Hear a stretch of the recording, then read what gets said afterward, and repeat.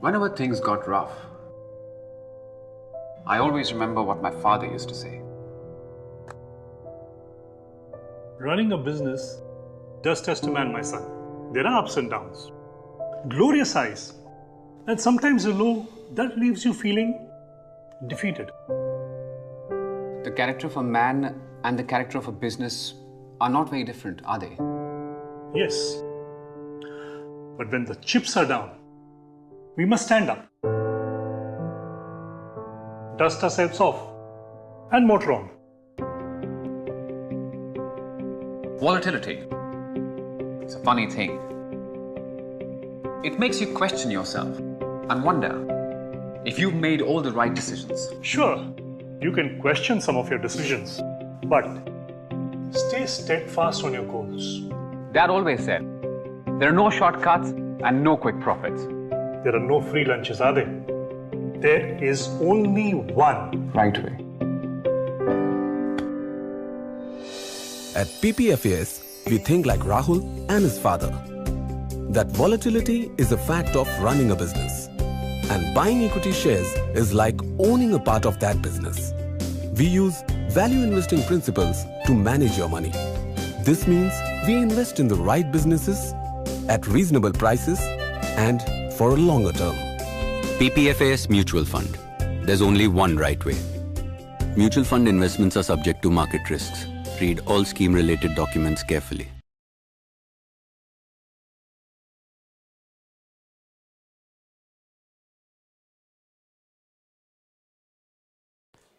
Hi, good evening everyone.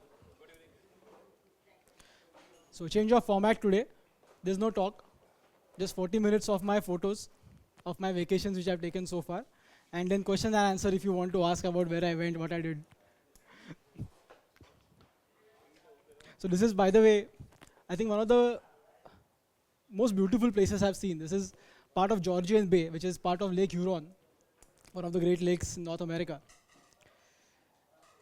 And it was quite a journey to reach there. It was 400 kilometers drive that we did from morning at 5 o'clock, and we planned this journey properly. And when we came here, it was worth the entire journey, worth the 4-hour drive that we did.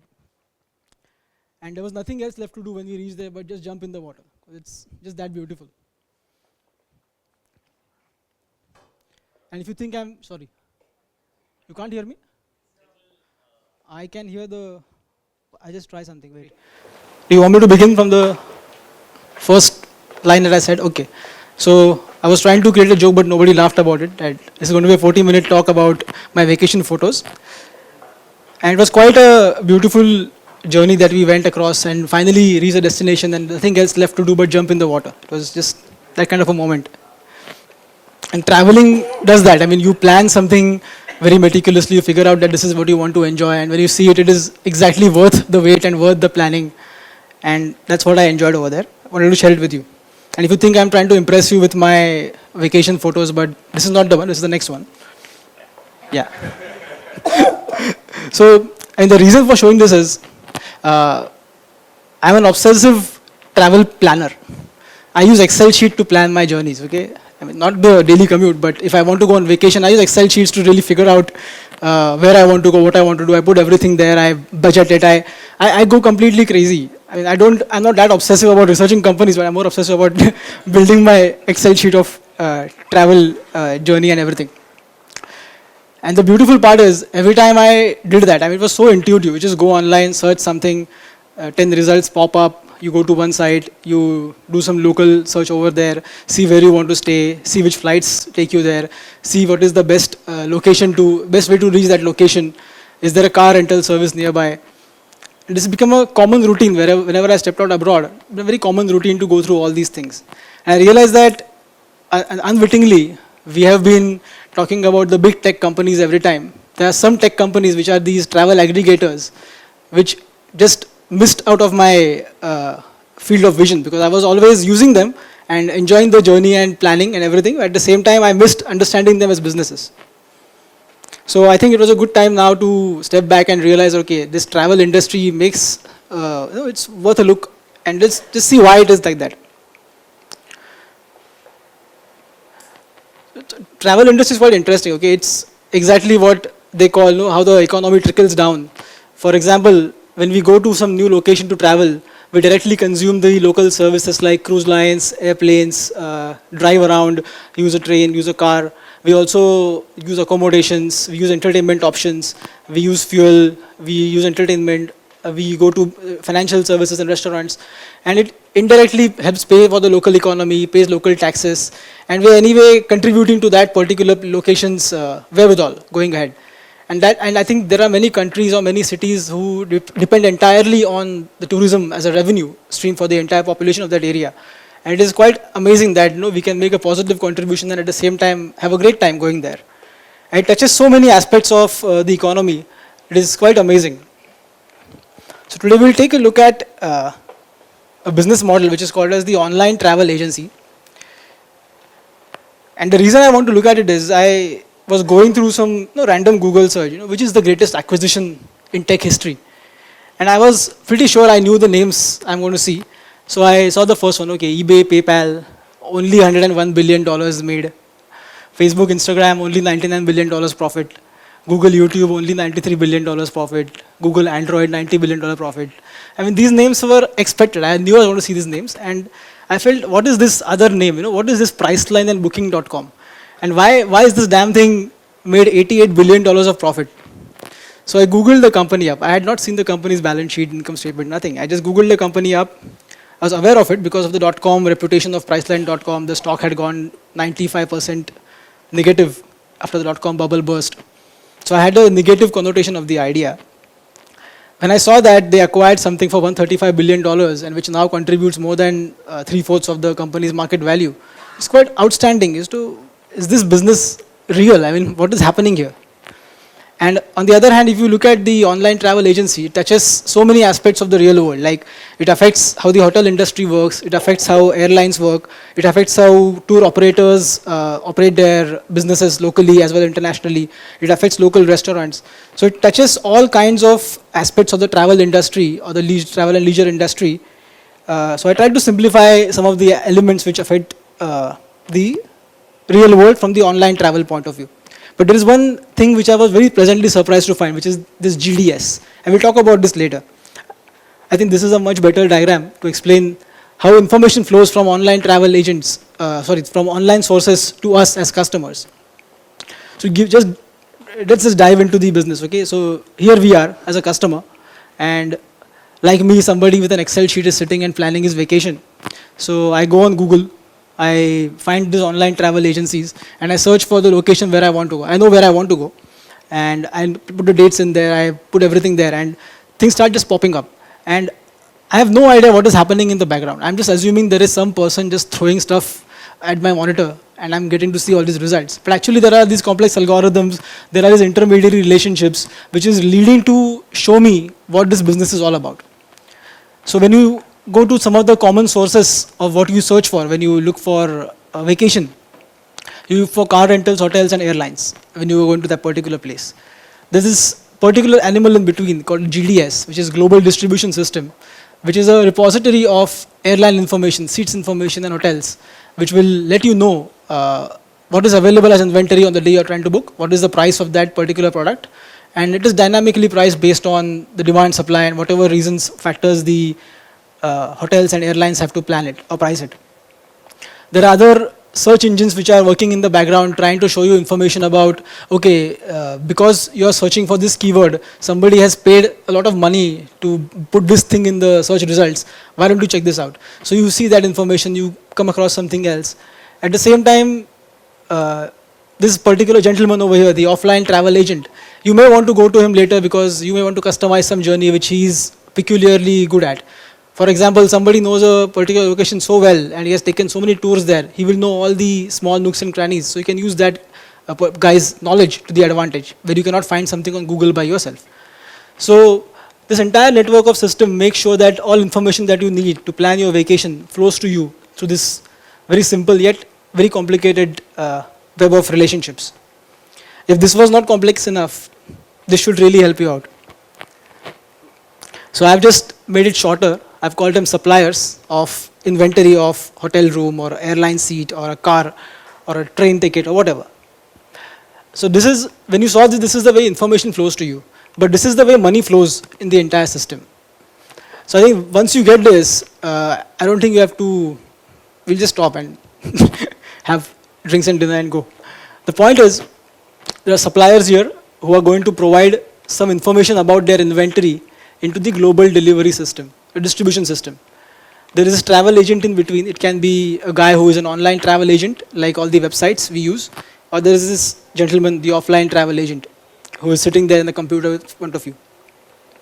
And then there are these search engines. And we'll talk about all these things. Don't worry, don't get too bogged down by the definitions and keywords here. So the easiest way to do it is, you go to the hotel website or car website or the airline website yourself, and you make a direct payment to them and book all the stuff you want to book. But the problem is, we know from experience now that that is not the best deal we could have gotten. And we can easily end up paying anywhere between double to 50% extra unnecessarily if we book in the wrong way, at the wrong time. So the travel agent knows this. There are algorithms which they have trained and they have figured out, okay, now let's give a best deal to this guy. So you go to the travel agent, which is the online website. Whenever you book something, you're basically paying your entire fare to this person, and the fare gets passed on to all the other entities in the system and goes all the way back to the original inventory owner. So this animal called GDS gets all the inventory information, whatever is supplied to it. It provides that information to travel agent. Along with that, it provides certain incentive so that travel agent will want to participate in the global distribution system. And the booking fee is then paid to the supplier. At the same time, suppliers pay commission to the travel agent, which is like a normal distribution business. And wherever you have to do some search engine marketing, there the search engine will earn some referral fee, or how the advertising business works for the search engine. That's how the money is made here. So essentially, everything works to get you the best deal possible and have a credit card out there ready so that you can immediately take advantage of it. So essentially, you have these travel providers. You have this very efficient global distribution system, and over here are our online travel agents, and that's where we are. So incidentally, whenever a booking goes through the system, at any given time, the real-time information is available to the entire network. So, I mean, the systems have become so fast now, there is no delay in terms of figuring out who is booking an inventory. So if Neil is competing with me to go to the same location on that same day, and we're sitting on the computer at the same time, and he books a millisecond before me, that room will not be available to me on my search engine immediately. It's that instantaneous now. So you can imagine the advantages of going to a travel agent versus doing it yourself online, sitting at home. So this is where it gets very interesting. So I don't know what the size of the industry is, but there was some number quoted somewhere last year that the entire travel industry put together is about $7.5 trillion. I said, okay, it's a huge number. And then when you see that 20% of airline hotel bookings take place online, it blows your mind. I mean, out of $7.5 trillion, some of the value, like a big chunk of the value is going into hotel booking and airline booking. And that is the gross value of money flowing through these online travel agents. And if you look at this number again, so estimated 70% of online bookings take place via these online travel agents. I mean, these guys have become so humongous. I mean, no wonder it's $88 billion from $135 million.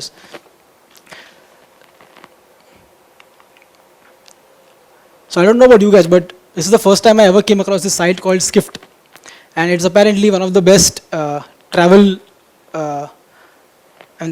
vertical channel where it discusses all things about travel. And it's done very well. So I think I just lucked out. I just went to this site, and the first link I found was this, a definitive oral history of online travel.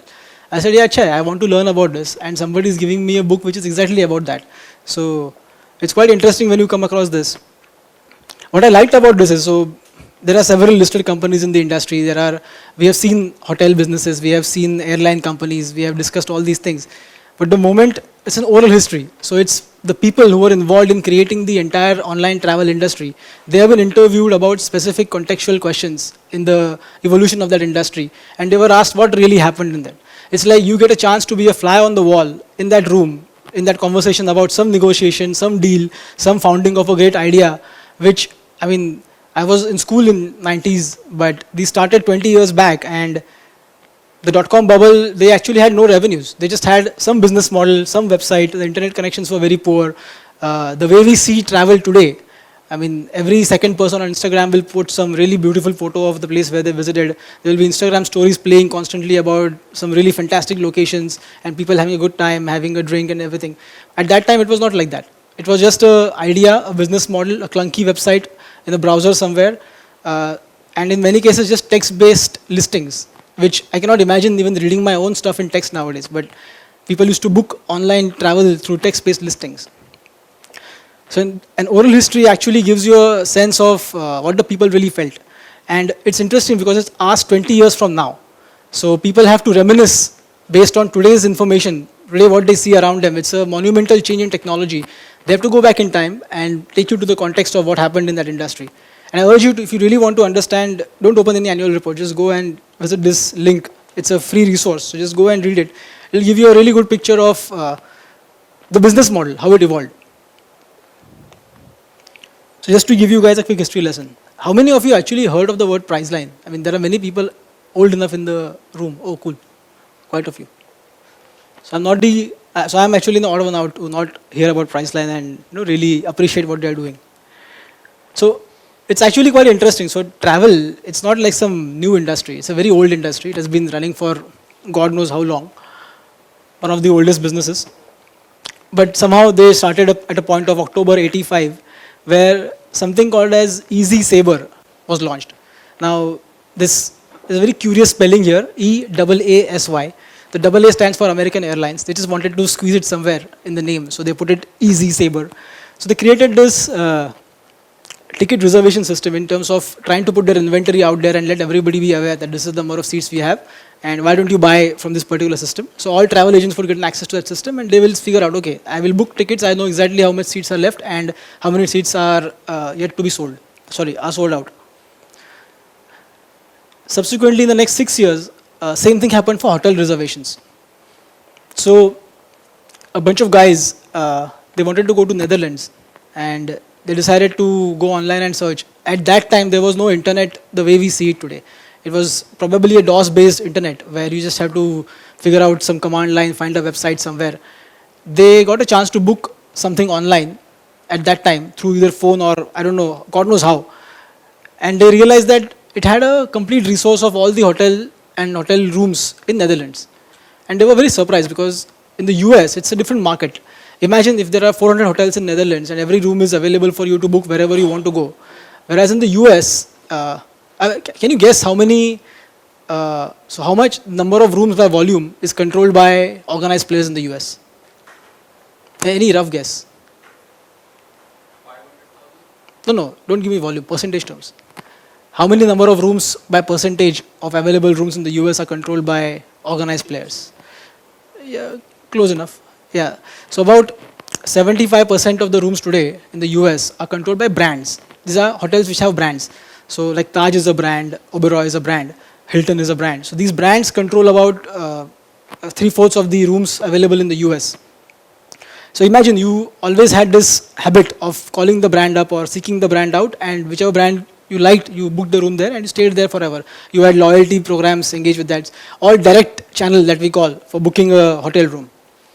There's no such thing as, I want to go to some unique place, then I will find a local bed and breakfast or local inn or somewhere. I will stay somewhere in the motel. But otherwise, any typical hotel room in the city was under some brand. It was a very new environment when somebody went to Netherlands and they realized, okay, I could book any room in this country, and why is it so seamless? And why is this not available in our country? So a company was formed in US copying some idea in Netherlands.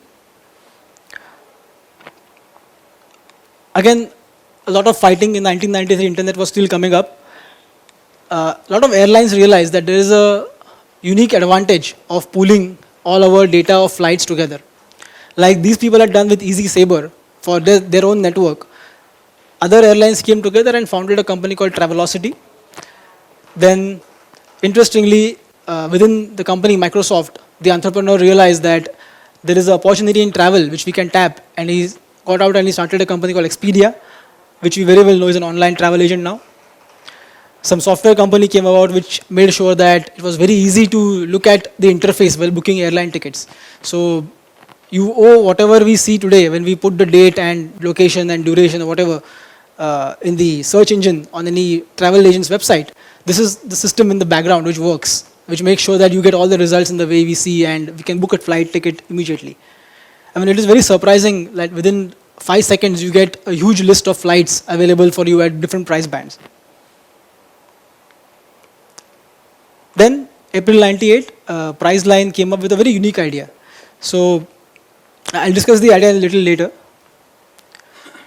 People started realizing that this thing is catching on. Although there was no business model in place, they were all struggling to figure out how to make money out of this. I mean, they were all getting listings, they were getting traffic, everything worked in their favor, but nobody really was taking them seriously. No big hotel will say, okay, I will give you some hotel rooms and you try and sell me as a distribution channel that we figure out. Today, if you want to become a distributor for somebody, they will probably test you out and give you some inventory to work with. But at this time, nobody thought that this is a new channel to accept because nobody had computers or mobile phones the way we have today. Then people were obviously traveling, so they wanted a place to put up some reviews of what they have done. So TripAdvisor came along. And I don't think anybody goes anywhere without TripAdvisor. I mean, everybody at least looks at one review from TripAdvisor. There is no way we are going to that place without knowing, is this restaurant a good place to eat or is that hotel a good place to stay? I mean, I obsessively look at the photos of bathrooms of all hotels I visit.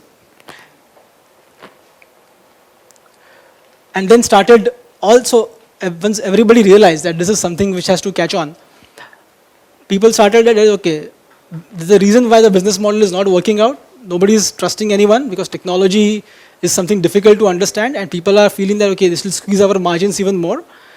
So people started to engage in their own distribution network. They said, okay, I will create my own system. So airlines were very notorious in not working with these guys in the beginning. And before the dot-com bubble burst, the attack on the New York City happened and the travel industry was just put on a pause.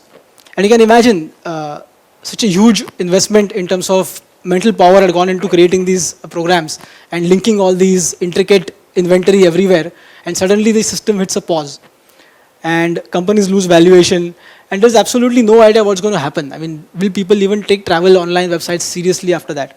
And we all know the stories after that. And this basically, I don't want to even go further because the rest is history, because all of these companies have been hundreds of billions of dollars worth now in terms of the way they operate and the way they've connected the entire world and inventory together. So basically the oral history gives you a taste of all these things in terms of the deals that happened and how the people created these things. So from the pre-online travel agency era to the launches of various websites and the eventual consolidation which has led to creating these online travel agent business right now.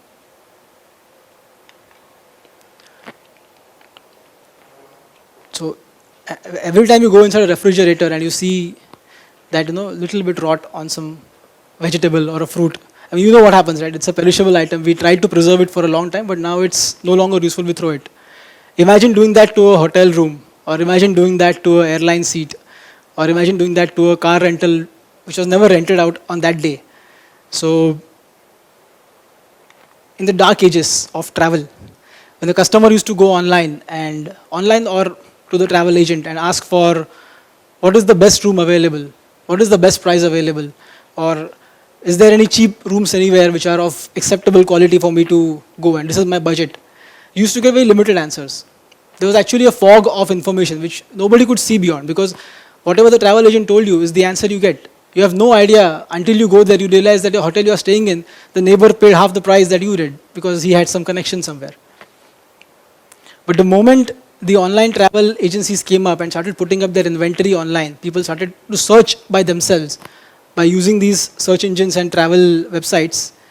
This fog lifted and suddenly this big hairy stuff came out. People could discover more options to where they can stay. They could plan their vacations more in a better way. They could see different types of pricing available for different facilities.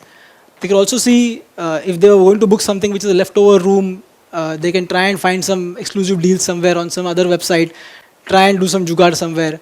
So essentially they were participating in these three technological things: the travel agent, online travel agent, the GDS working in the background ceaselessly to find them the best deals, and there is another animal called the computer reservation system, which the hotels themselves ran in order to update the inventory for their own brand. So customer now had a really good idea of where the inventory was and they could plan everything properly. And I don't know about you guys, but I think it's a revolutionary thing. We take it for granted now. It's like turning the light on. But if I was there, I was planning a vacation at that time, I wouldn't have any idea what I was doing. And the kind of obsession I do now about planning every small aspect of it and getting the best deal possible, I think this is a miraculous situation to be in. Even more miraculous is what happened 20 years later. So this is last year's number, and only for US data because they are obsessive about maintaining records. So they have recorded that online travel agents did more gross bookings than all the hotel brands in the US combined. And I don't know, it's quite monumental. Something that was written off 20 years back that this is never going to be a big thing has suddenly managed to control a huge amount of the gross sales of hotel rooms in a country which is obsessed about brands and consolidating the industry. The interesting part is the industry has a very combative way of dealing with the inventory owners. I mean, it is very odd that somebody is supplying you the product to sell and you are very combative with that same person. So the current CEO of Uber, who was the CEO of Expedia at that time, he said that no, people are very cagey about distribution is because they are going to give some part of their margin, profit margin, to somebody else who is going to give you a customer. And they don't want to give that margin to them. They want to retain the margin themselves.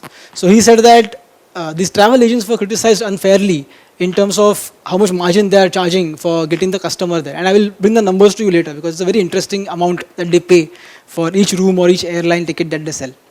So he says that instead of looking at it the wrong way, you can look at us as a cheap source of referrals of customers. And if they come through me, which is the online travel agent, you pay me once. And if they come back to me again and again, then shame on you. Because you have essentially not been able to maintain your customer loyalty, your brand in such a way that people will come back to you regardless of going through me the first time. So once the brand is established, why do people have to go to the online travel agent? So either they were looking for a good deal, which they got, or they wanted to keep looking for good deals, which is why they exist and they grew to such a large size. So imagine in our country, I don't know, we don't have this system. I mean, we are completely a fragmented economy in terms of hotel rooms, and most of the countries are. So Europe is a fragmented economy, most of Asia is fragmented. I think except for America, every other country is a fragmented travel economy. And it becomes very interesting to see how the online travel agents become far more relevant in finding inventory in a situation. I mean, try and book a trip to Cambodia. Just search for it. If you don't want to go, just search for it.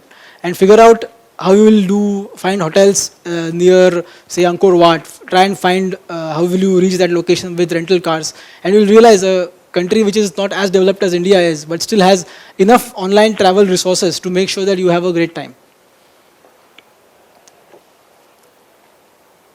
So this margin thing always goes back to a word I like, which is frenemies.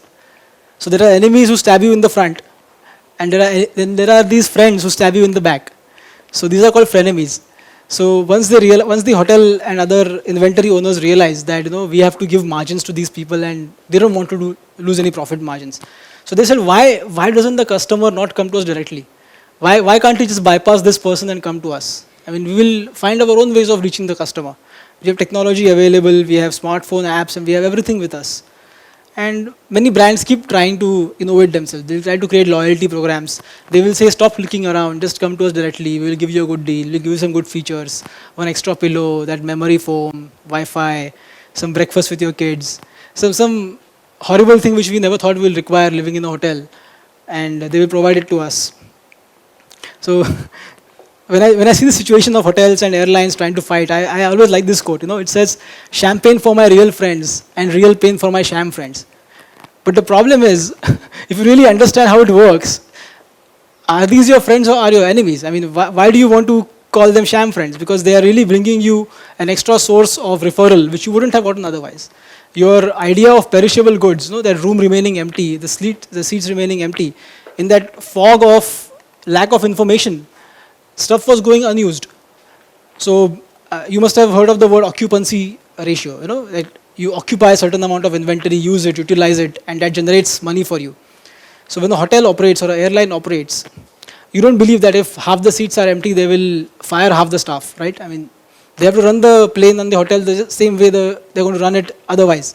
They may reduce some temporary staff, but at the same time, they have to keep the upkeep, they have to keep the mechanical maintenance of the device running. That has some fixed costs. and they don't get covered if you keep having empty inventory every time. So when this happens and you suddenly start getting occupancy rates of 70%, 80%, you should be happy, right? They're not sham friends. They're bringing you money. Take it.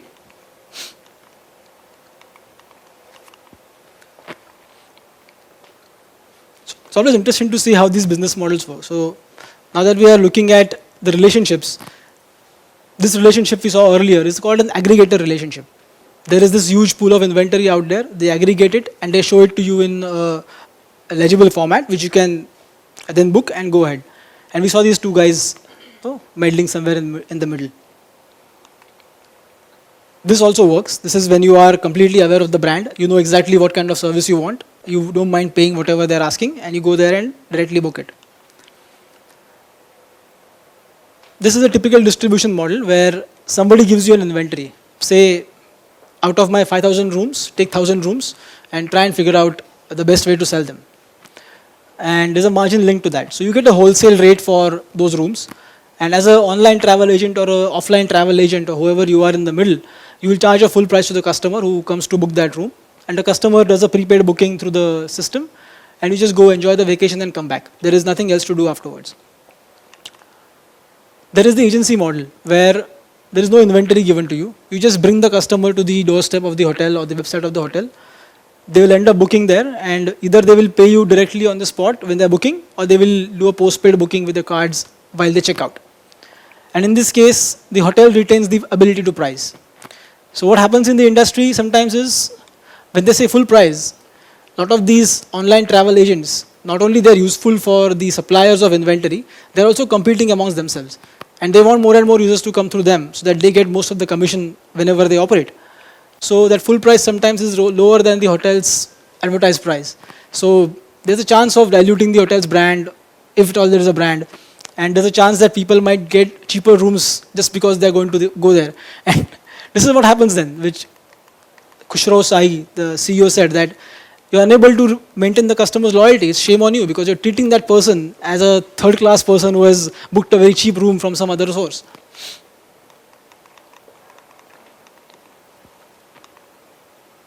I mean, these models are called some fancy names, but these are actually very traditional distribution models. You go to FMCG products, you do any distribution, either of these two models will be used in order to maintain the channel inventory.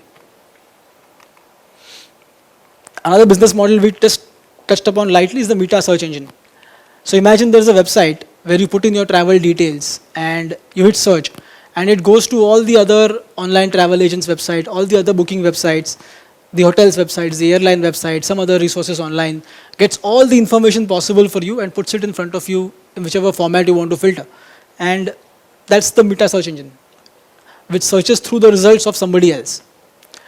And it will give you all the results based on whatever algorithm they have. They may not enable booking. Some of them now enable booking as well. And it's become a very interesting business because now you no longer go to Google. You go to somebody else and you search for whatever you want exactly. And that online search engine's brand is the brand you associate with rather than searching on Google.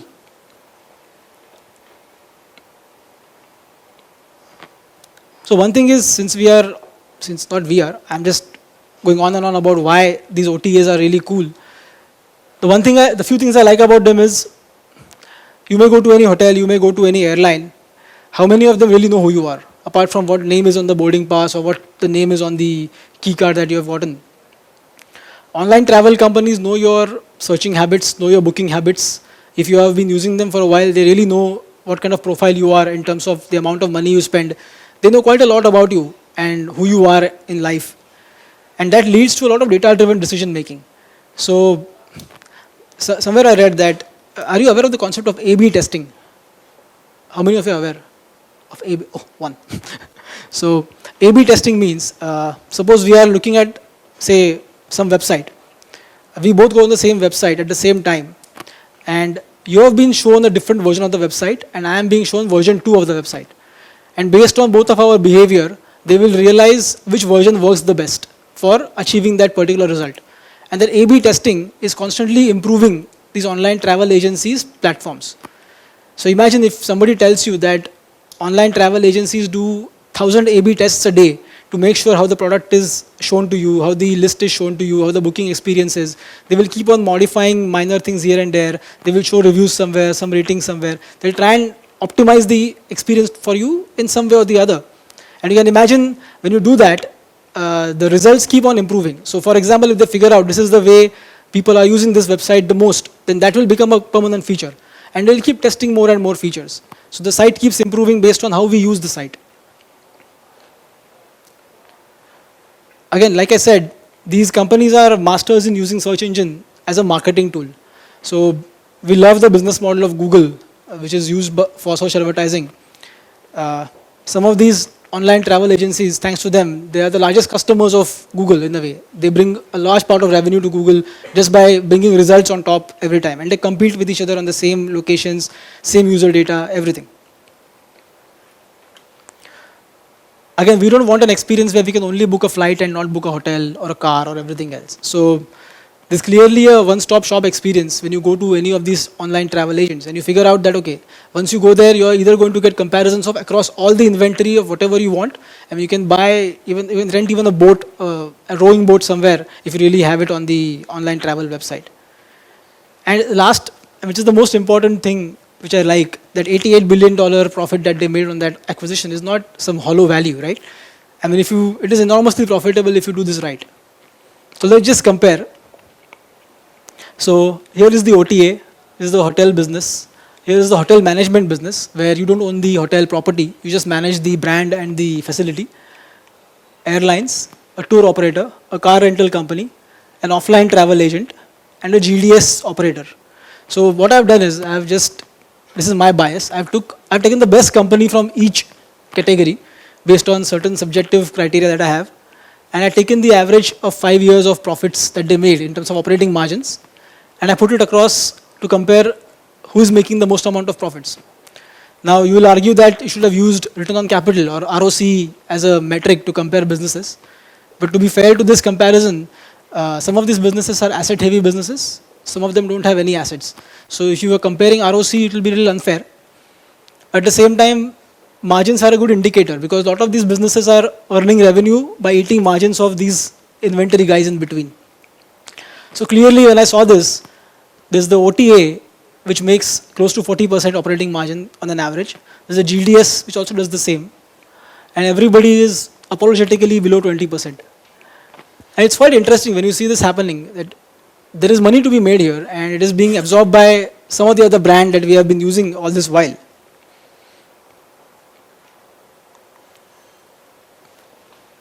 So these are some of the brands that are the online travel agents.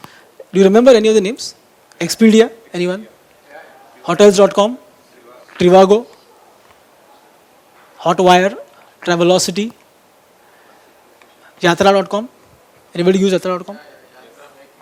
Make My Trip, ClearTrip, TripAdvisor, Booking.com. So the first 4 lines, 1, 2, 3, and 4, are owned by only one company. So Expedia owns all these brands, which they have carefully curated and acquired, and they have improved the result of their entire network because of that. This entire line, Booking.com, Priceline, Kayak, Agoda, Rental Cars, OpenTable, belong to this company, Booking.com, Booking Holdings. Yatra and Make My Trip and ClearTrip are unique businesses in the way because they are listed. So this is not listed yet, but Yatra and Make My Trip are listed in the US, but they operate exclusively in India. So their CEOs work in India, but the stock trades in the US, which is interesting. So the more interesting part is when you go through the annual reports of these companies, you actually realize what's happening in the other allied industries like hotels, airlines, what's happening in car rental business. You get to read what is really impacting these companies, which they are shy to mention in their annual reports. So if you are owning a hotel company, it's best to read their annual report first and then read the hotel company's annual report, just to be sure that you have the right expectations in mind. TripAdvisor again is a listed company, and there are many more listed companies. It's outrageous as to how many amount of companies are listed out there in the e-commerce channel, where we have been obsessed on retail and tech companies. There's an entire segment of companies which I have completely ignored as an investment opportunity. But I have been singing praises of all these companies. Like, is this really a model which is completely invincible? I mean, is it possible that there is no threat possible to the OTA? I mean, they are only 20% of the entire network. It's not like they control a huge part of the network. So, this house that they have built is based on the availability of inventory. So, today hotels have realized that there is no other way but to get more inventory, to avoid inventory to perish. You have to go to them. So, they are supplying them inventory, cars supplying them inventory, airline tickets have been provided to them. There is search engine marketing which they do in terms of creating better experience of getting search results. The user experience, which is one of the most important thing, and I don't know if you use these sites, I don't see any familiar expressions on your face. Yeah, so when you use these sites, you know they work and you really enjoy that. That is what the user experience is. And if it is not perfected, the customers will not come back to the site again. Again, customers are willing to experiment with these platforms. They are willing to go there and test out various fares and various deals available. It's outstanding. But at the same time, the direct channel that we saw, hotels, airlines, they don't want you to go to the travel agency. They want directly to come to them. They will create loyalty programs. They will create all sorts of, they will give you 1 feet of extra legroom and whatever. And they create stuff to just attract you away from these channels. There are review sites which will tell you where to go, where not to go. They will directly allow you to book something from the review site itself. There are search engines which will never take you to their site. Maybe there are other people who have paid more money to bring the result on top and you directly go to them instead of going to an OTA. There are meta search engines which will capture a lot of users in their search category rather than taking them outside. So for example, Kayak is a meta search engine. So if you are searching in Kayak, whatever results you see, you have to be the best guess of that result, that it is given to you by Kayak based on an algorithm which is beneficial for you. We have no idea what are the deals in the background which Kayak's holding company, Booking.com, has made. So the results come in that particular order. They may have been advertised, they may have been organically collected based on your search categories. So these meta search engines can also divert traffic from a lot of OTA websites to their own holding companies. Again, I have not spoken about them, but we cannot totally write off an offline travel agent. I mean, if you go to Thomas Cook's office or if you go to Akbar Travels, you just walk in and just see. People do go there and they book stuff there. It's not like they're completely useless. They do log into the same GDS system of inventory of airline tickets, hotel rooms and everything. And they can also give you a better deal if you really negotiate with them. Plus, there is that personal feel that, you know, somebody has taken care of telling you something. They will not cheat you. They will look you in the eye and book a room for you. Plus, they accept cash. They accept cash. Yes. Absolutely. You can carry a bag of cash from wherever you have gotten it. Hopefully not a marked note of 2,000 rupees and give it to them. And there are other competitors in the online travel space which are constantly competing with them. And when I see the balance sheets of hotel companies or P&L statements and profitability of hotel companies, when I see airline companies, you know, suddenly announcing a headline, we only have money for 60 days left to run the airline. I always wonder, I mean, hai na sir, everybody is bringing you people. Where is the money going? I mean, somewhere you're trying to use the money somewhere, right? I mean, I don't know what's happening. So I always ask this question to myself, that we have this value chain in front of us. $7.5 trillion worth of business happens almost a year. Who's going to rule the value chain? Who's going to actually control the majority of the profits that the industry earns? So my guess is that there's an inventory scattered which can be aggregated properly through the online OTA channels or the offline channels if at all it's available through the GDS. There is inventory which is part of some big brands or which is consolidated into big chunks which is available through GDS, and customers have the option to directly bypass OTAs and go to the brands themselves and do their own legwork, or they can go to the OTA and figure out some different deals for themselves, which is quite interesting. But what's happening over here so far? So I spoke about user experience over here, which is a very important part of the foundation of this house that the OTAs are built on. How many of you have lived in somebody else's home on a vacation? Not as a relative, but some random person's home which you have booked online. Yeah.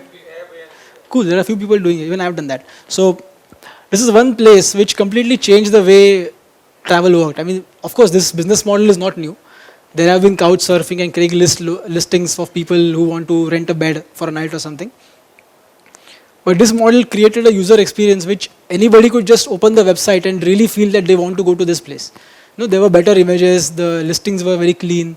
It's mentioned in a very clean way, not the kind of cluttered way the OTAs sometimes mention the inventory available. And this is somebody else's home you're living in. The bigger frenemy fight that happens. So this is just a chart of the average commission rates which are paid. If you look at this place here, if you are a branded hotel and you're going to the OTA for getting a room booked, you are paying somewhere at the most of 15% of your room's value. And if you are an airline, you will pay about 3 to 4%, because the airline industry is a far different beast than hotel industry. But if you're an independent hotel, you're not branded, you're just one single location, you can end up paying a quarter of your booking's value to somebody else just to bring the customer to you. I mean, you really need to be so profitable in other operations of your hotel that you can afford to give somebody 25% of your booking value. At the same time, Airbnb and other guys, they work with a very different model. The room's value itself is so low, and at the same time, they have a guest plus the host. Whoever is going to go there is the guest, and whoever is hosting the person is the host. They pay a shared fee out of that. So that creates an incentive in the system to make sure everybody plays along. Here, you can be outright hostile to the entire concept, or you just pay up to get the inventory to be used. But Airbnb is a new player. Airbnb has been around, I don't think even a decade has gone by since it was launched. So a company which is less than a decade old is competing with all the hotels in the world. All the extra spare bedrooms in somebody's homes are up for grabs. At the same time, they are trying to be part of the same OTA model. They are trying to list hotels now, on their independent hotels now on their platform. So somewhere I mentioned in the beginning that these people are masters at search engine marketing. Well, Booking Holdings paid about $4 billion to make sure their booking listings were available in the search results when people searched. Expedia spent close to $5 billion in marketing and sales. And most of the money thankfully came to the highest market share search engine. I have to plug Google somewhere. So we really enjoyed seeing the money flowing through all these companies to Google and other search engines. And you're going to compete with these guys. You're going to dance with these giants and figure out how they will optimize the inventory allocation. And this is where user experience plays a part. And for anybody else, we realize from a business point of view, it doesn't matter. If you get a good deal, you get a good deal. But if a hotel is priced at a ridiculous value, which is much lower than a standard hotel room on the OTA's website, you're not going to wait for booking the hotel. You're just going to book it. And when Airbnb gives you a beautiful experience to book everything and takes care of a lot of small location things, like for example, Airbnb has this experience thing going on where they will help you with a host in the local community to walk you around and show you the neighborhood, show you the local eateries where the locals eat, a local experience, like living like a local in that area. So you're competing with that in a different way, but at the same time, you are going to dance with giants who have perfected this way of distributing inventory. And the interesting part is, even Booking.com shows the same inventory as Airbnb sometimes. So it's not necessary that you might live in that homestay through Airbnb. You can even live through the homestay by some deal on Booking.com or Expedia. I think if you really want to understand the travel industry, like I said before, there is no reason to go to the actual source of the travel segment you're looking at, like reading an airline company's annual report or reading a hotel's annual report. I mean, you will get something to know about that particular business, but you will not know how deep in water they are in terms of what they are doing until you read the online travel agency's annual reports. So there are a lot of listed companies. I probably counted about 15 unique listed companies which you can learn from in a different way. And each filings will have their own nuances. So if you read Yatra.com and Make My Trips annual reports, you will get an in-depth understanding of what's happening in the Indian travel scene, which I don't think any report captures so beautifully in the local travel scene. Since travel itself is a very well documented thing, the history of the entire industry, apart from online, offline, is available to read online. So any person curious enough to really want to understand this can figure out that I'm not the only person giving you this information, it's available for free. And like I said, if you are looking at India, if you're looking at Asia, if you're looking at Europe, if you're looking at US or other South American markets, each country has its geographical differences, and the local listed companies and the global companies come together to make sure the differences disappear when we're trying to book something. So the beauty of this industry is that it shows you the inventory the way you want to book anywhere in the world. Also, the blog I mentioned, Skift, Focusrite, T-News, and other travel-related blogs do considerably put a lot of industry information. So when I talk about this is basically a B2C discussion. We are just talking about OTS from our point of view when we will book a vacation. But a lot of businesses or relationships are actually B2B relationships. The relationship between the GDS and the hotel supplier or the airline ticket supplier, the relationship between GDS and the online travel agent or the offline travel agent. All this relationship requires careful fine-tuning and kicking and screaming to make sure everybody gets on the same board and makes that inventory available for us. So these put a lot of effort in helping us understand how these B2B relationships work, which I don't think any person will want to disclose in an annual report. I guess that's it for online travel. I hope you enjoyed the journey, and we'll see you on September 19th. And please, if you have any questions.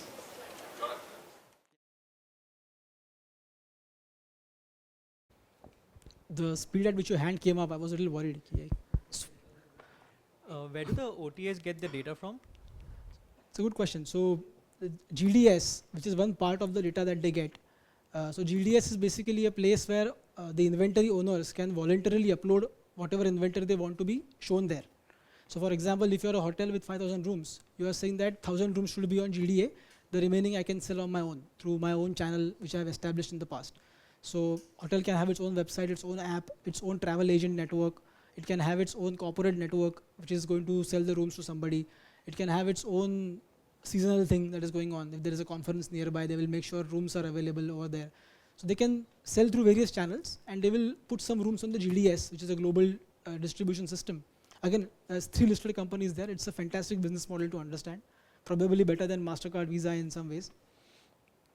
So that data is available for the online travel agents. At the same time, the OTAs can also directly deal with the suppliers. They can say, okay, I'm going to GDS for sure, but why don't we cut out the GDS and book some inventory amongst ourselves? The agency and merchant models that we saw, they essentially try and do the same differentiation from the GDS and try to create a sub-channel directly between them. So when you see the way the money flows, that will give you an idea who supplies to whom. Sorry. So directly go here or go through here or come through here or this. So why don't, so most of these travel agents land up using someone like Amadeus, one of these GDS. So Yeah. why doesn't like a Make My Trip or Yatra replace GDS and have travel agents book on their website and have the same model, like just replace them?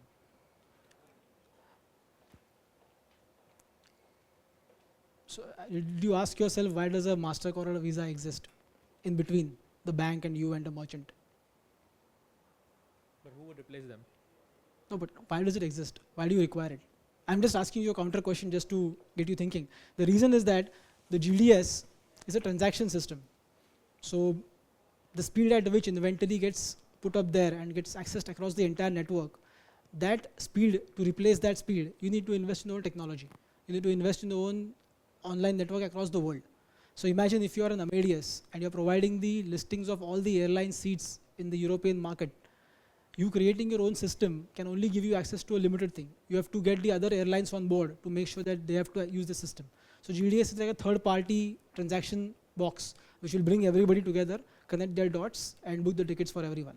So someone like a Yatra would be using GDS for getting all the airlines in India? Yes. So in Asia, the GDS system is not that strong. The airlines can directly deal with the OTAs also. There are GDSs available, but not at the scale at which they're available in the US and the European markets. So travel agent can go to the GDS directly, fetch the results for you, or it can have its own inventory which he has supplied, and he can sell at whatever price they can sell.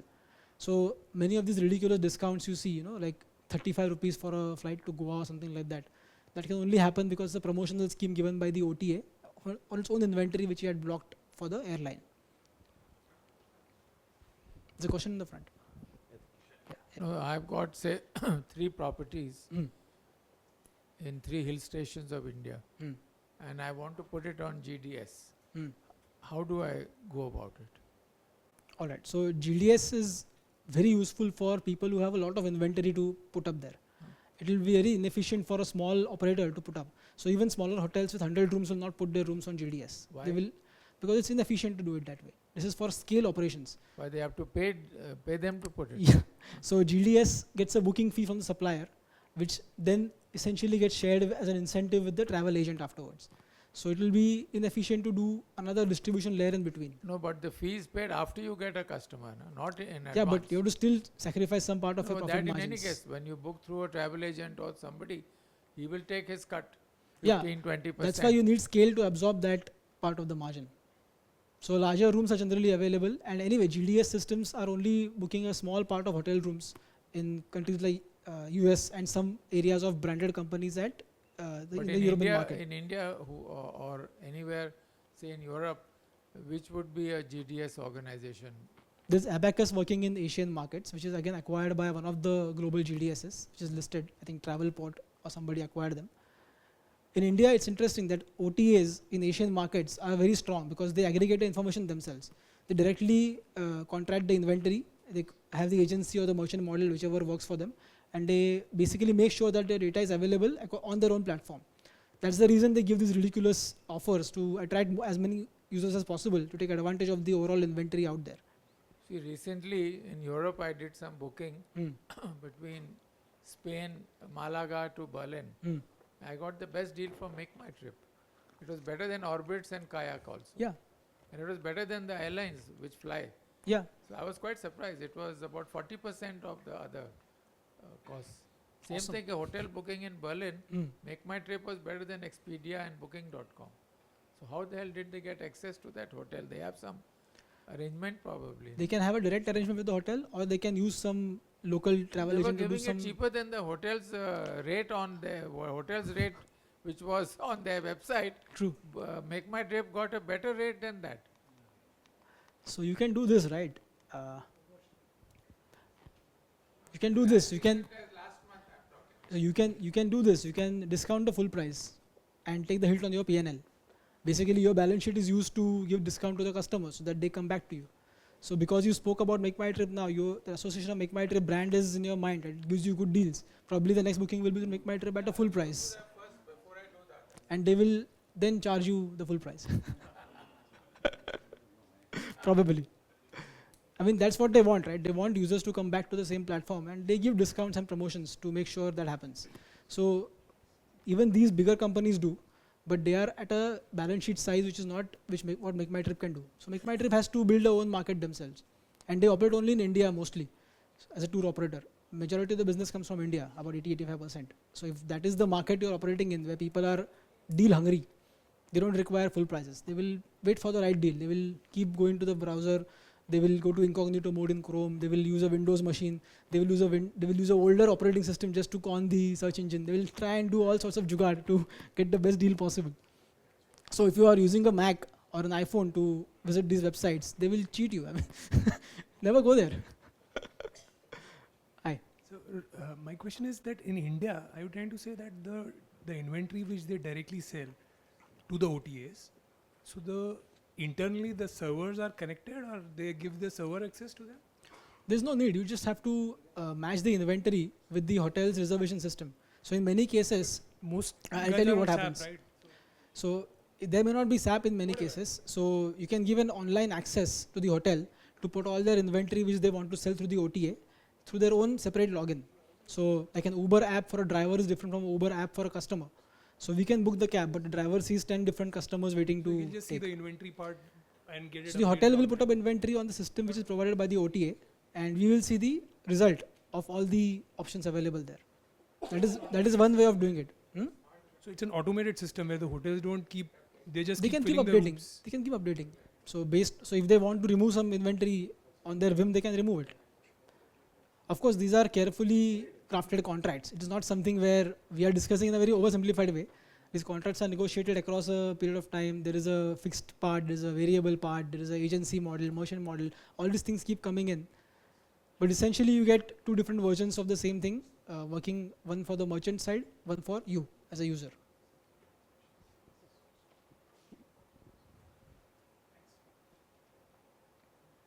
Cool, that's all. I think everybody is busy. You want to book something tonight.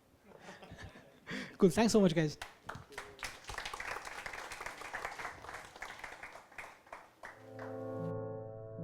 Whenever things got rough, I always remember what my father used to say. Running a business does test a man, my son. There are ups and downs, glorious highs, and sometimes a low that leaves you feeling defeated. The character of a man and the character of a business are not very different, are they? Yes. But when the chips are down, we must stand up, dust ourselves off, and motor on. Volatility. It's a funny thing. It makes you question yourself and wonder if you've made all the right decisions. Sure, you can question some of your decisions, but stay steadfast on your goals. Dad always said, there are no shortcuts and no quick profits. There are no free lunches, are there? There is only one Right way. At PPFAS, we think like Rahul and his father. That volatility is a fact of running a business. And buying equity shares is like owning a part of that business. We use value investing principles to manage your money. This means we invest in the right businesses at reasonable prices and for a longer term. PPFAS Mutual Fund. There's only one right way. Mutual fund investments are subject to market risks. Read all scheme-related documents carefully.